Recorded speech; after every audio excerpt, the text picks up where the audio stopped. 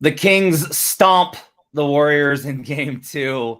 Domantas Sabonis is no floor mat. I got jokes. Plus, the Sixers handle the Nets, and Jaren Jackson Jr. wins DPOY. Lots to get to on Locked On NBA. You are Locked On NBA, your daily NBA podcast. Part of the Locked On Podcast Network, your team every day. Welcome to Locked On NBA, your daily source for all things NBA from the Locked On Podcast Network, your team every day. Thanks for making us your first listen. We appreciate you guys joining us on whatever platform you choose, whether you're on Apple Podcasts or Spotify, or hitting us up on the old YouTube, where you can join a live version of the show when we record it, usually late on these Monday nights. My name is Matt Moore. I'm the senior NBA writer for the Action Network and co-host of Locked On Nuggets. I'm joined by David Ramil. He's co-host of Locked On Heat, the 1-0 Miami Heat. You can find him on Twitter at DRamil13. On today's show, we'll talk about the Sacramento Kings win over the Golden State Warriors to go up 2-0. The first time Steph Curry has ever been down 0-2 in a series. Wow. Crazy. We'll talk about that. Plus, obviously, Draymond Green's stomp on the chest of Domantas Sabonis. Will he be suspended? We'll talk about the Sixers win over the Brooklyn Nets in game 2. Have the Nets thrown everything they can at the Sixers, or is there any meat left on the bone? Plus, we'll talk about Jaren Jackson winning Defensive Player of the Year. Should we ban the charge? Injuries, all that and more on today's show. Lots to get to. Glad that you're with us. David, let's start here. Sacramento Kings get the win. Light the beam, baby. Kings get the win in game 2, 114-106 versus the Warriors. Absolute thriller of a game. Phenomenal game. A lot of fun to watch. The series is just awesome. It's just really incredible. De'Aaron Fox, again, late with just clutch bucket after clutch bucket. 24 points, 5 rebounds, 9 assists for Fox. He hits just 2 of 10 from three-point range, but one of the ones was late and was essentially a dagger that made Golden Center win. I'm pretty sure the foundation was knocked off its axis by it. 10 of 23 from the field for Fox. Was just a +1. Got great minutes from the bench, though. Got contributions from everybody. Domantas Sabonis added 24 points and 9 boards. For the Warriors, Steph Curry goes for 28 points on just 9 of 21 shooting and 3 of 13 from 3. Curry has not been able to find the range. Better performance from Klay Thompson in this one after a real clunker in game 1. Thompson goes for 21 points on 7 of 13 and 5 of 10 from 3. Andrew Wiggins plays 39 minutes in the second game back with the Warriors. He does go for 22 points and 5 boards, but does shoot just 9 of 19 from the field and 2 of 8 from 3. The Kings finished with fewer three-pointers made, but they dominated in all the other areas. We'll get to Draymond in a second, but what was your reaction to the Kings' thrilling win over the Warriors go up 2-0? Just incredible resiliency from them. Like I really thought that Golden State, as you pointed out, the history is in their favor, and I thought they got off to a pretty hot start. And I'm thinking, okay, this is where they kind of reestablished their dominance a little bit. They had that big lead. Sacramento, they took that. I took the charge, I should say, but they handled it pretty well. And they were able to respond throughout the whole game. Like I really thought that Golden State, again, with the experience factor being so heavily in their favor, you would think that they wouldn't crumble in the moment or anything like that. They just kept doing what they had to do, but it showed the obvious weaknesses for this Golden State team. They couldn't rebound very well. There's not a lot of depth on that roster. And unless Steph is having a really, really good night, there's not a very good chance that you're going to be able to pull off a victory.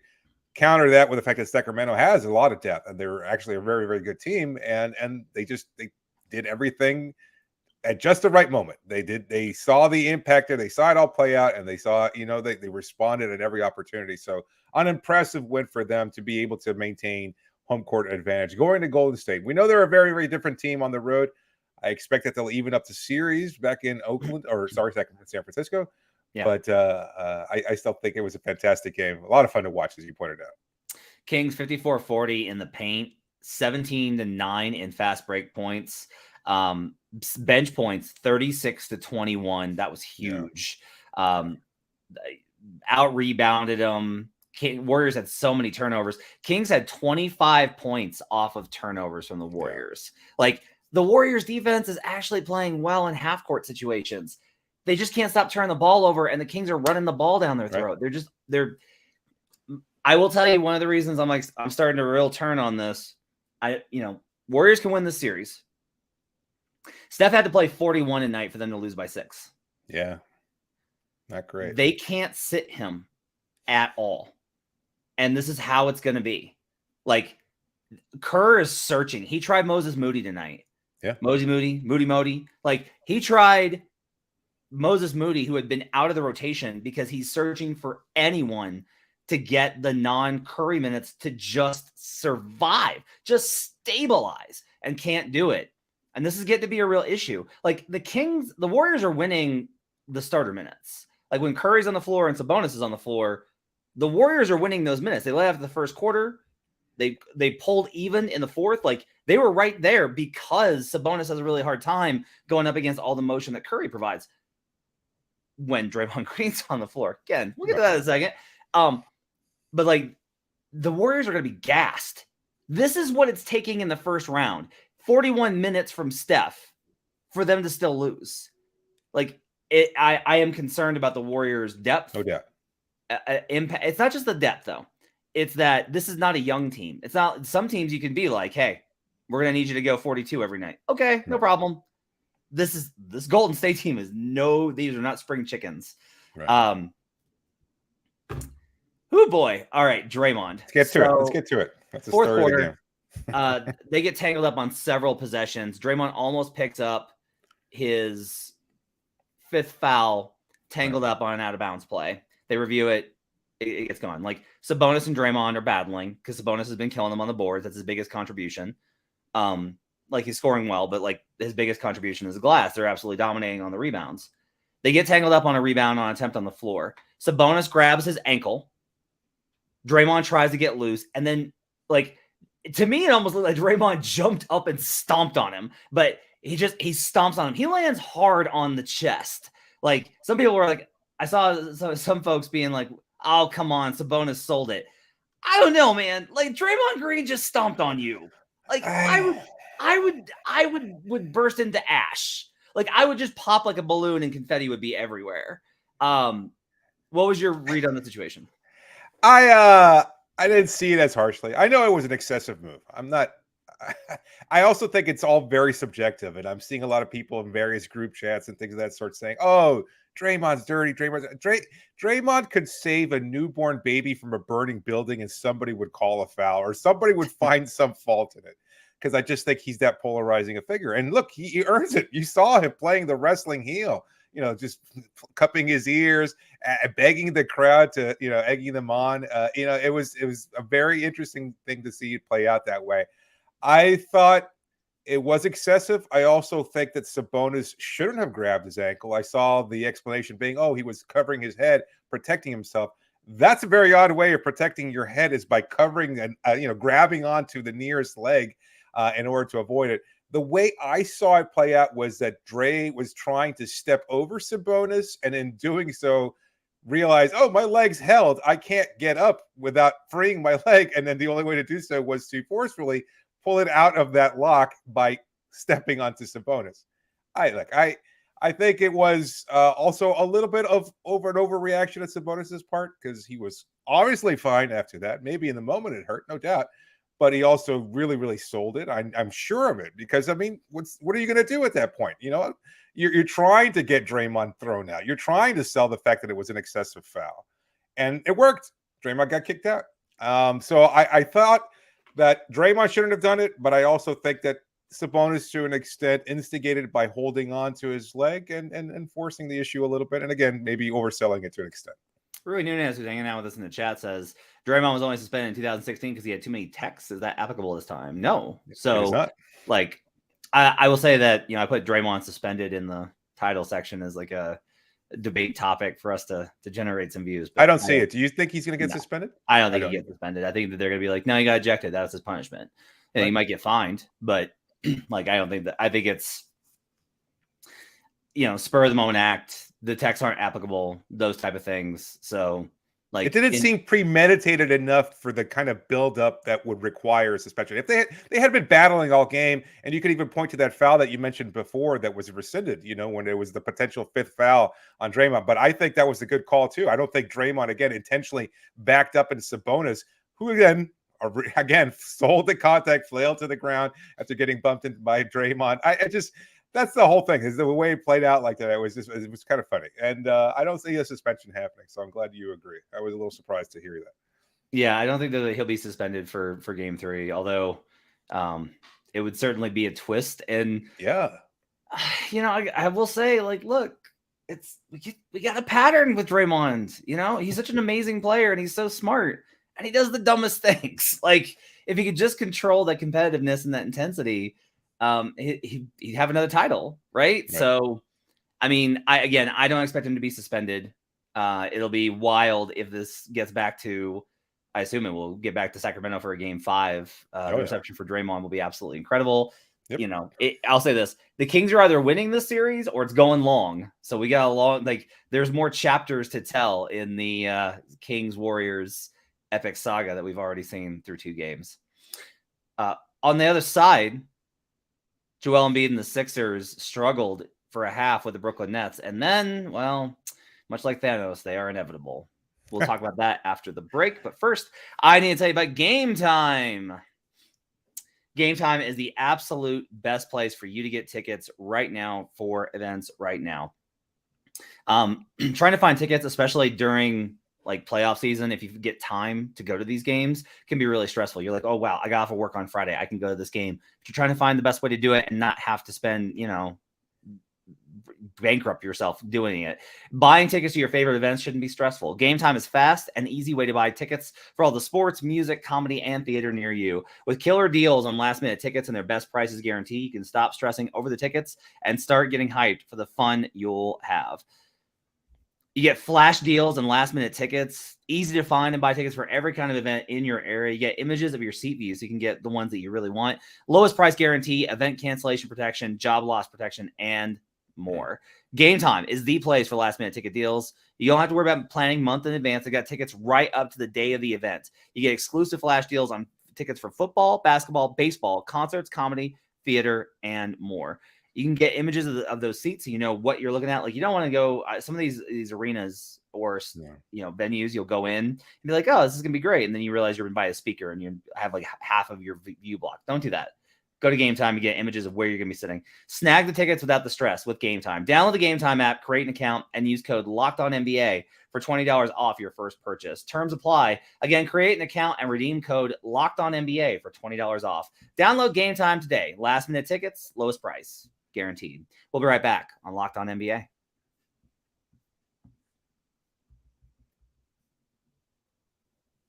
Back here on Locked On NBA. Thanks for joining us and making us part of your day. Appreciate you guys hanging out with us on a Tuesday. If you're listening to this on the podcast, Monday night. If you're hanging out with us on the live show over on YouTube. All right. So second segment, let's talk about the Sixers getting the win versus the Brooklyn Nets. Nets had a really good half. David, they had a really good half. Cam Johnson was great in this game, 28 points, 11-19. They held Joel Embiid because of absolute hardcore doubles and triple teams, no matter where he was on the floor. He finishes with 20 points on 6 of 11, just 11 shots, but he got to the line 8 times, 19 rebounds, 7 assists, 8 turnovers, 3 incredible blocks. His blocks were absolutely massive in this game, and they won his minutes by 14. Tyrese Maxey was a guy that stepped up. James Harden regressed back tonight and really struggled. Harden played 38 minutes, was just 3 of 13 from the field, 5 boards, 7 assists, just 8 points for Harden. But Maxey stepped up big time. 33 points on 13 of 23 shooting, 3 rebounds for Maxey and a plus 17. Paced that second unit, got downhill on the Nets, and was able to give them enough offense for them to get the job done. Sixers go up 2-0. Look, I think both of these games in Philly have been games that things have gone well for the Nets, whether it was Mikal Bridges going for 30 or Cam Johnson going for 28. The game plan on Embiid is sound. They forced 8 turnovers. They've done all this, and it's just not nearly enough. The Nets just do not have enough firepower, and they specifically don't have enough firepower to balance the floor. if they're doing this great job playing small, rotating, their scheme is really good. They're executing a great game plan with what they have, but then they give up offensive rebounds that lead to 3-pointers. So to be honest with you, I don't see any way that the Nets can get back in the series. I honestly don't think they're going to win a game. I say that, and then things turn as the series goes. You don't want to overreact to the first 2 games. Series doesn't start till blah, blah, blah. But look, this has happened without Embiid having a monster game. They're going to reach a point where they're like, well, we're losing when we're giving up the threes to the other guys. So I guess we're going to have to live with Embiid. And then Embiid's going to go for 50. So I don't see any way that the Nets can get back in the series. Yeah, I could see them maybe winning a game, especially if they in Brooklyn, but it's going to depend on somebody catching fire other than Mikal Bridges. Like, they need somebody to look. And today was Cam Johnson, and still not nearly enough. They just didn't get production from anybody else. They only shot 30-something% from the field in total, 30% from 3. That's not going to cut it. It was a low-scoring game, and I think they've shown all their cards. They've shown whatever dimensionality they have to this roster. In the first 2 games, they've thrown everything that they possibly could. And I don't know what else is in the tank other than the random high variance shooting that you might hope for in any NBA game. Like, you can get a roster. Hey, I cover the Heat. They shot 60% from 3 in game 1. So I know all about that. If Brooklyn can somehow match that kind of crazy, unexpected level of production from long range, maybe they have a good chance. But to your point, we haven't seen the very best of Embiid. Embiid played a really mature game, I think. The fact that he was handling all those doubles and triples years ago, he probably would have forced a turnover or put up a bad, contested shot.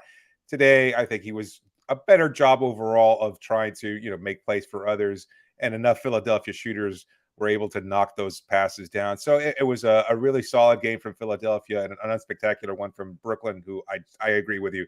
I just don't think they have the firepower.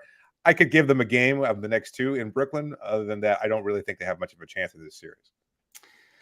I mean, look, but Tobias Harris has been great in the series, by the way, so far. Yes. Really good start for him. 20 points, 8 of 14 shooting, 12 boards. Tobias Harris has been great. But, like, the Nets made more 3-pointers. I'm looking at the numbers. The Nets had way fewer turnovers. They had 9 turnovers to 19 for the Sixers. And they lost. And they lost, like, this wasn't close by the end. Like, the Sixers covered the -10. Sixers won points in the paint, 46-22. The Nets had 22 points in the paint because they can't challenge Embiid. They don't have anybody who can hit floaters or attack him consistently off of the drop, and they're doing a pretty good job containing at the level. And, with all of these things, like, here's a good example. The Sixers had 19 turnovers, and the Nets had 12 points off of turnovers. I always say this. It doesn't matter if you turn the ball over a ton if you don't give up points, versus the Sixers, or the Nets rather, had 9 turnovers, and the Sixers put up 22 points off of turnovers. Like, they scored extremely efficiently. It's just like a massive gap. And so, like, we're really just waiting for round 2. What do you think of Brooklyn's going small with Dorian Finney-Smith trying to quote unquote guard Embiid? I mean, Claxton only played 20 minutes tonight. He did get a lot of burn, and he wasn't in foul trouble or anything then. And to your point, I know that the game was kind of out of reach by the fourth quarter, midway through the fourth quarter. But were you surprised that he didn't get more playing time and get an opportunity to try and challenge Embiid to an extent?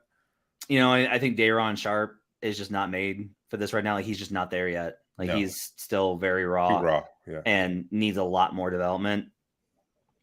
This is going to sound crazy, but they're not playing Cam Thomas, and they're not playing Yuta Watanabe, and I believe that both of those guys should play. I just think they need Watanabe shooting, and they need Cam Thomas's on the dribble. Like, you are in desperation mode, and you're not even supposed to be here, and that. Like, this is one of the issues. Is like the Nets don't even have an identity. These guys have been playing together for 6 weeks, right? Like, they're just kind of here, and that's okay. Like, these guys are all young and they're developing, and they'll figure out the roster this summer and reconfigure.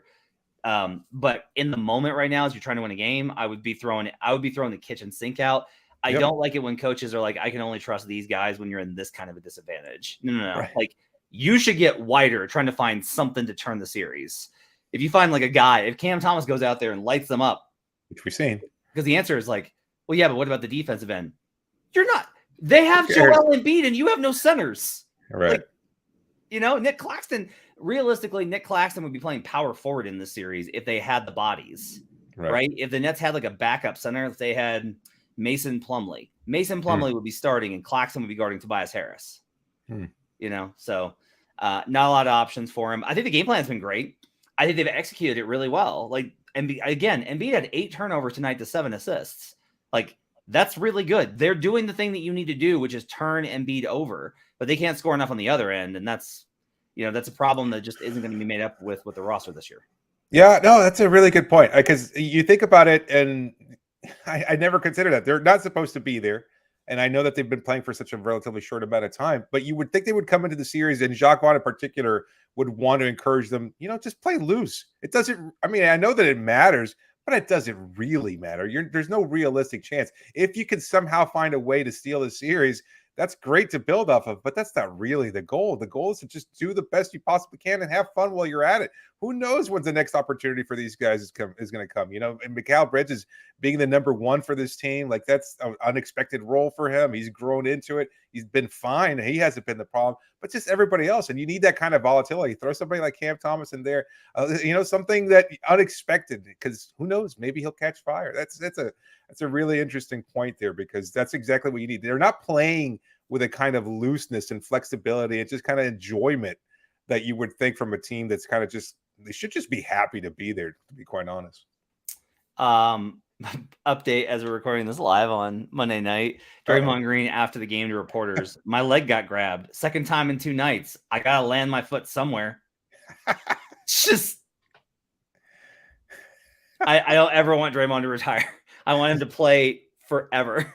Yeah. Cannot wait for the podcast tonight. Going to be amazing from him on that show. All right. On the other side, we will talk about Jaren Jackson Jr. winning Defensive Player of the Year. We'll talk about charges and whether or not we'll touch on that really briefly. But more importantly, I got something to say about load management. We'll do that on the other side. But first, I need to tell you about Prize Picks, which is daily fantasy made easy. You just pick 2 to 6 players, and if they'll score more or less than their Prize Picks projections, and you win up to 25 times your money on any entry. Not competing against other people. It's just you versus the projections. Some folks have these models, and they got screens and screens and screens, and they got 25 entries in every competition. This is just you versus the projections. And they offer projections on any sport you watch. NBA playoffs, NHL playoffs, NFL coming in the fall, MLB obviously in full swing, PGA, college football, men's college basketball, women's college basketball, soccer, WNBA starts soon, esports, NASCAR, tennis, MMA, boxing, disc golf, Eurobasket, cricket, and more.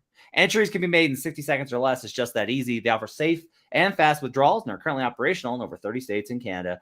Download the Prize Picks app or go to prizepicks.com to sign up today and play daily fantasy sports. First-time users can receive a 100% instant deposit match up to $100 with promo code LOCKEDON. Don't forget to enter promo code LOCKEDON at sign up for an instant deposit match up to $100. Prize Picks is daily fantasy made easy. We'll be right back on Locked On NBA. Final segment here on Locked On NBA. Thanks for joining us and making this part of your day. Make sure to keep it here for Game to Game, one of the absolute best ways for you to catch up on all the games in the association night to night. We've got for all the sports as well. All right, dude. So we'll hit a couple of quick news items here. Jaren Jackson Jr. wins Defensive Player of the Year for 2022-23. Jackson wins it despite not having played as many minutes, despite having not played as many games, but is able to get past on Brook Lopez. To me, this was absolutely the right call. I'm pretty critical of Jaren. And I have a very sharp curve for Jaren because I think what he's capable of is incredible. Yep. Jaren was amazing this year. The Grizzlies literally went from the 17th best defense to the first best defense in the time that he was not there. Their defense was He got there. Their defense was elite, and a lot of it was him. He has the blocks and steals. I don't value those as much, but what I do value is that the defense with him on the floor was significantly better than almost everybody else for most of the season. And he's very switchable. So you can play him in multiple coverages, unlike Brook Lopez, who's a little bit more limited. Brook's the best rim protector, I think, in the game, and best drop player in the league now. He's overtaken Rudy Gobert, but he can only play that coverage. And so there's weaknesses. Jaren's a lot more versatile in who he can guard, how he guards them, all those types of things. I will say that I do think that Bam Adebayo should have finished second. I continue to, even with the fall off after All-Star break, Bam Adebayo does not get enough credit for his contributions. I'm hopeful that eventually he'll get some recognition for his defense, but you're shaking your head no. What do you think about Jaren Jackson Jr. winning DPOY? It's fine. I don't have a problem with it. What I do have a problem with is, again, covering Bam and seeing what he does on a nightly basis. I think entitles you to seeing just the uniqueness of what he does. You mentioned Jaren's versatility, and I'm a big fan of Jaren's as well. Great kid, just good, very good player, great defender, whatever. But the fact that he played less minutes than Bam did last year, when Bam was ridiculous and Yes. so much better than the field, and Yes. what was held against him was, oh, you didn't play enough minutes because Yep. he had an injury. Well, guess Yep. what? You can't have it both ways. And so that's my beef with that. And I don't think that Bam necessarily out defended Jaren, although you can make a case considering Miami's defense was still pretty good, and only because of him. Jimmy has the steals and everything else, and Jimmy, when engaged, can be a hell of a defender, as Milwaukee saw. But I don't think that was the case during the regular season until after the All-Star break. Before the All-Star break, Bam was Miami's best player, Miami's best defender by far, and also just the focal point of everything they do. So, yeah, I'm fine with him getting Defensive Player of the Year. I don't feel it's as egregious as Marcus Smart winning it last year. Elsewhere, look, everybody's got their takes on the charge. Everybody, this has been litigated and spread out there. Here's my only thing. I don't consider the charge to be a problem because of the injury stuff, and we'll talk about that in a second. To me, it's not about the dangerousness of the play, because there are lots of sequences. You have guys that are so fast and so big, like, yeah. If they're meeting in a midair collision, is that better? Right? Like, there's a little bit of danger involved in professional sports. To me, I do feel that it's not in the spirit of the game, which is to actually contest, to try and jump and try and actually contest and block, or at least deter a shot. And so I would like to see it removed or tamped down. But I think the bigger thing for me is, if we're like, how about we give defenses a chance? If you let guys guard on the perimeter, we'll have fewer charges, because guys will actually be able to contain on their own and do their own assignment, and you won't have to have the help defender sliding over underneath. I'm very curious to get your takes, given that the Miami Heat's Kevin Love took a charge on Giannis Antetokounmpo, and Giannis missed the remainder of game one. Now, I do believe the Heat were going to win that game. They shot the lights out. But I am curious as your thoughts on the charge, given the conversation of the day. I was thinking about it because I knew it was going to be a topic. It's been a hotly debated one all day, and so much of my learning how to appreciate basketball came from watching that very same Miami Heat team, who, of course, the motto there is always to be the toughest and everything else, and the charge has always been a big part of that. And so it's hard for me to separate what I consider to be winning basketball and good basketball with the charge, because that's just been a mainstay of that franchise since Pat Riley took over in 1995. I mean, those tough teams with Alonzo Mourning, Tim Hardaway, Dan Marley taking charges, that was just part of the identity of that team, and it's carried through over the last 28 years. And so I can't seem to just say that I can't separate myself from that kind of appreciation of the charge. I mean, the Heat routinely lead the league in charges. You've got Kyle Lowry on the roster. You've got Kevin Love, two of the top charge drawers in the league. And so I think that's just something that is intrinsic in basketball and my appreciation of basketball.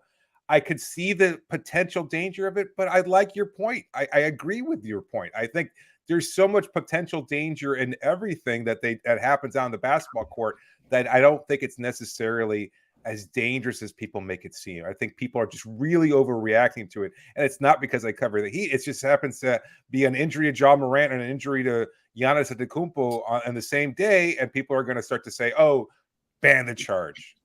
And I know it's been kind of a rallying call throughout the regular season. And I know it's been, for some, a rallying call for years. But I also don't think that you can just remove it altogether, because it's just too interwoven into the fabric of NBA level defense, and I don't think you can remove it. I will say about the Giannis fall in particular, I don't think Love was egregious in his stepping into the line of fire there. I think Giannis fell down really awkwardly, and it had nothing to do with Kevin Love. Like, Giannis had tried to draw a charge on Bam Adebayo earlier in the game too, and he got called for a foul. And we saw Bobby Portis do it too. We've seen like lots of Bucks players too. So you have Bucks fans now calling for Kevin Love to be suspended and for Kevin Love to be, drawn and quartered somewhere in Milwaukee. I think that's a little over the top. And so my perspective is the charge is probably just fine as it is. Maybe to your point too, though, if maybe you bring the handshake back, maybe you don't see as many charges being pulled over the course of a game. Miami Heat podcaster endorses hurting Giannis Antetokounmpo. You heard it. There you go. Hey, like I haven't had problems with Bucks fans in the past, Matt. Thanks so much. So my last thing here is about load management. Giannis rested throughout the regular season. They got him nights off. Now, Giannis has also been banged up. Giannis has had 4 very deep playoff runs. It's a lot of miles on him. He played in Eurobasket last summer. Yeah. Giannis has had a lot of miles on him, right? So that's part of this equation. But he also had a lot of nights where they managed him to keep him healthy for the playoffs. He goes out in game 1. Sean Sharani reported this morning that they are optimistic he's going to play in game 2. Yeah. So, great news for the Bucks. Jaw's probably going to be out longer. Jaw made it sound like this is pretty bad and that this could be significant for him. Jaw, they rested him, but not like heavily. He obviously missed some time with the personal stuff, with all the nonsense, I'll be quite honest, that he got into off the court. Yeah. We have all this load management stuff. Paul George, heavily load managed, missed all these games, not going to play in the first round. The problem here is that we're dealing with counterfactuals, and so both sides can claim victory, where it's like, well, look, he got hurt. If he had this knee sprain, if he hadn't load managed, it could have been serious. It could have been the entire season. Right. Versus like someone like me is very much in the you guys rested him and you lost anyway. He got hurt anyway, so maybe he should just play. Maybe you could have gotten a few more wins, and maybe you wouldn't have had to face the Phoenix Suns, which is a pretty tough matchup. And then if Paul George suffered this injury, maybe you could get by versus a weaker team, which apparently is the Golden State Warriors defending champs. But anyway, this is like a good example of there's so much work being done to try and keep guys healthy for the playoffs. What's interesting, though, is the conversations that you hear from players about what the training staffs are telling them. And I want to maintain that the NBA needs to make trainers available if this is going to be a thing. If teams want to be like, no, this is in our best interest. We have all this information. We have all this data. Trust us. Okay, let reporters talk to him. We're not gonna grill the guy. Just let a trainer, doesn't have media training, gonna have to give him some prep. I understand that. But put the trainer out there with the media guy. Have us ask him questions, and he could be like, no, here's the deal. Basically, it lowers him from a 85% chance of getting injured to a 65% chance of getting injured, and that's our threshold. Whatever it is, that's fine. Beyond that, to me, it's just there's going to be injuries in basketball. It's unfortunate, but this has been the story of the NBA year after year after year after year after year. It's consistently been a thing. The Warriors in 2015, the Grizzlies had them on the ropes. Mike Conley had broken his face. Tony Allen had a hamstring injury. It wasn't going to matter. Tony couldn't hit shots. Kevin Love, Kyrie Irving get hurt in 2015 in the finals, right? LeBron James and the Lakers on top of the bubble. Look at everything that went on in that whole sequence. The Suns make the finals in 2021. They face a Nuggets team without Jamal Murray in the second round, and then the Clippers team without Kawhi Leonard in the conference finals. This is the story of the NBA. So my point here is, if you're doing this because you want to keep guys healthier for longer, there's a lot of validity to that. It's interesting because it goes against the idea that teams only worry about themselves. Because if you're trying to keep a player healthy for 10 or 15 years so they can play till they're 38 or 40, most of those years will not be spent with you. So you can't really claim that teams are being selfish. If anything, I think that they're not being selfish enough with some of this evaluation, because they're literally valuing the player's long-term career, which is a noble and valuable, that's a good thing to try and help players play longer, make more money, stay healthier long-term, maybe be able to walk when they're done. Some of these guys look terrible when they're done. But we do have to kind of accept with these injuries and with the charge and everything else that injuries are just part of sports, and it's going to continue happening. And that's just how it goes. And we got to stop trying to go to the lengths that we do to try and create a perfect world where everyone's healthy, because I just don't know that we're going to see it. I got nothing to add. That was well said. Oh, thanks. All right. I get the endorsement from David. All right. Make sure to follow David on Twitter at DRamil13, especially if you're a Bucks fan, apparently. You can follow me on Twitter at HP Basketball. You can catch Locked On Heat all throughout the NBA playoffs, which apparently the Heat are going to be sticking around longer than most people thought. I do want to note, by the way, I said that the series was going to go 7. This Heat team wasn't fooling me, David. They might be bad, but they're a pain in the ass. That's so true. We'll That see is how true. they do. Tomorrow, Jake Mass and John Corrales will be back to cover the Tuesday games, get you set for your Wednesday. Thanks for joining us. Make sure to rate, review, and subscribe. You can follow us on Twitter at Locked On NBA Pods. Have yourselves a great Tuesday. We'll talk to you again next week. Thanks for joining us on Locked On NBA.